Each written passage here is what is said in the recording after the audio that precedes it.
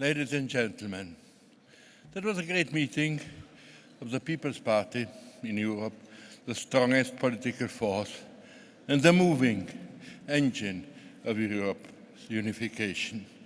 And we should be aware of our responsibility.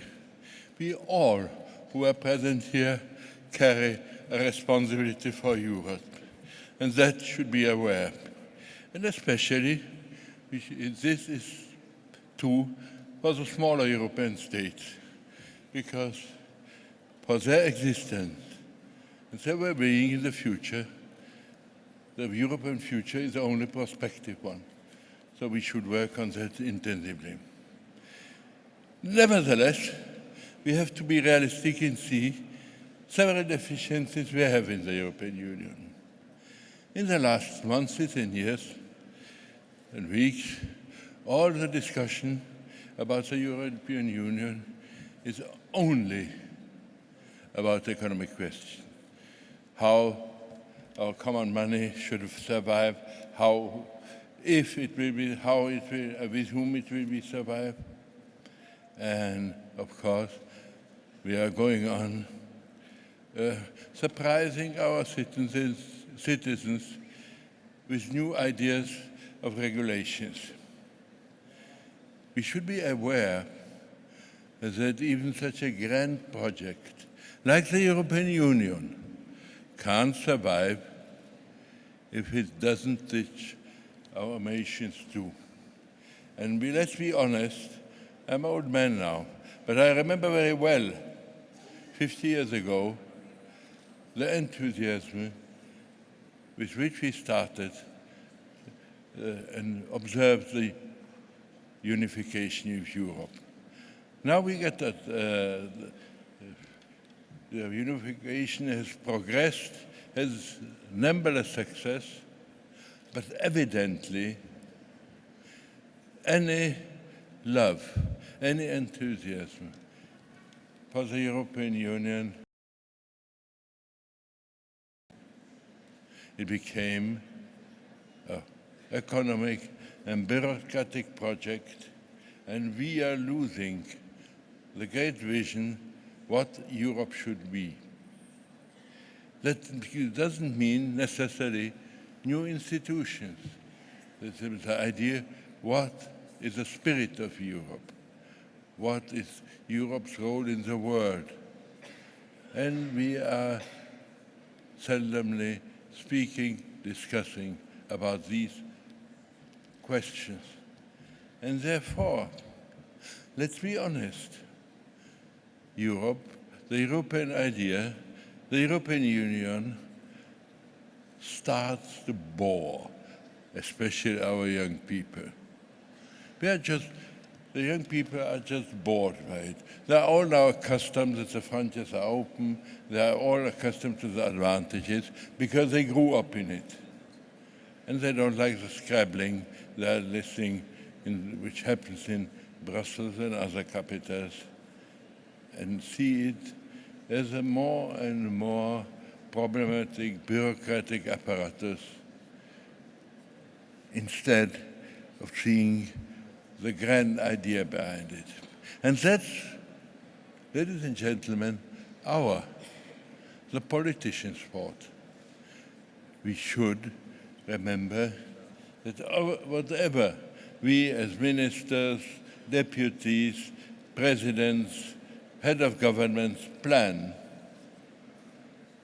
can only be realized if our nations, if our people back us.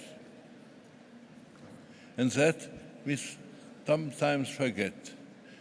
We are surprising them, as I mentioned already, with new regulations.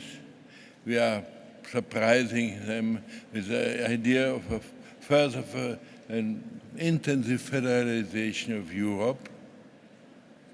And few people understand it because they're accustomed for the 1,000 years to their 1,000 years national state, and suddenly that should disappear.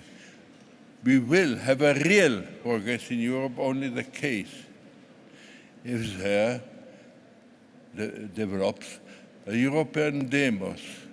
If I meet somebody in the street of Paris, Berlin, Prague or Rome, and if I ask him what he is, he doesn't say he's a Frenchman, German, Czech or Italian, but he tells me he's European. That doesn't happen yet. And something, I'm afraid, we have missed to think about, to realize that we have to be accompanied by our nations, by our people in this great work. Let's keep in mind in the future, especially as we all know that we have to realize reforms, and some reforms will be a very touchy tema, because, of course, it will mean a further reduction of the sovereignty of 1,000-year-old states and nations. And it will be only accepted if we feel that Europe is really our common home, our common country, and not only a project of politicians and bureaucrats in Brussels. So let's think about our own faults. Let's think about our own mistakes, and let's not rely on it. Well, our nations, our people, our members of parliament will understand the necessity what we have to do. If you have been sometimes in politics, you know that parliament and nations in a referendum can refute something what you consider as necessary, and which maybe is really necessary, but they don't share this view. And they simply say no. So I do think we really should think about more, and not only questions about how we should regulate, how we should arrange our economic situation, which is important.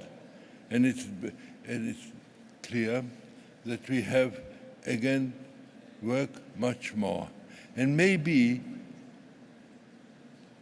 Prime Minister Tusk was very right, what he told to us, that we are just a bunch of hypocrites, especially as we didn't dare, in the last 3 decades, didn't dare to tell our nations, none of us, you are spending too much, you are indebting your country each year with a greater debt, and one day you will pay it back.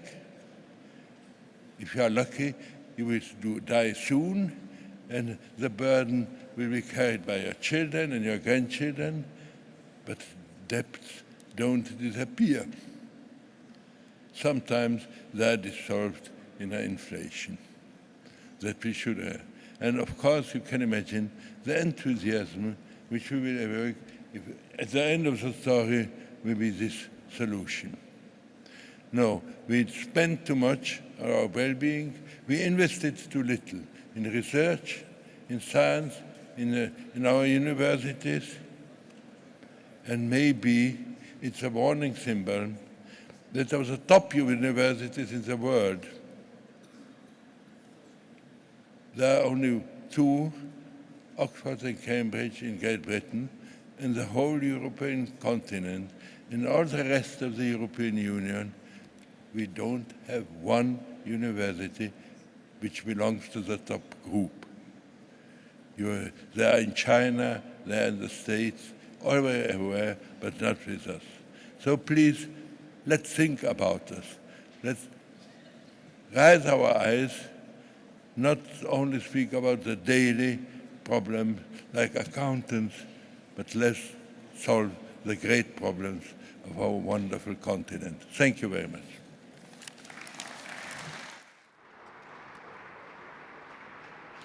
Ladies and gentlemen,